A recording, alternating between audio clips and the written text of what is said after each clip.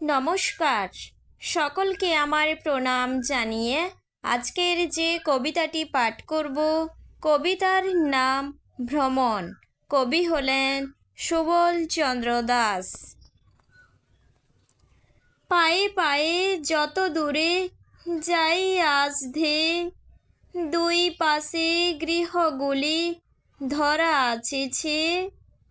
কোন গৃহে কোথা তুমি হও নাই জানা, হাট মাঠ দেবালয় কত কারখানা। ঘেমে উঠি শুষ্ক হয় চোখ মুখ গলা, নাই নাই শেষ নাই এই পথ চলা। উদাসীন হয়ে যাই মাঝে মাঝে থেমে, চেনা নাই জানা নাই জান থেকে নেমে।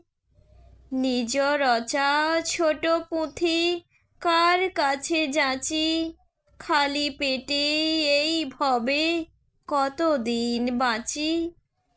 কেহ দেয় কিছু তার, কেহ হয় ক্ষুণ্ণ, তব দয়া কোথা প্রভু হয়ে যাই শূন্য।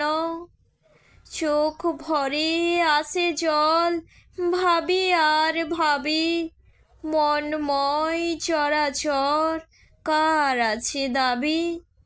মহাময় মূরতির রাঙা পদমূলে, নিদ্রস্ত ক্লান্ত দেহ সব যাই ভুলে।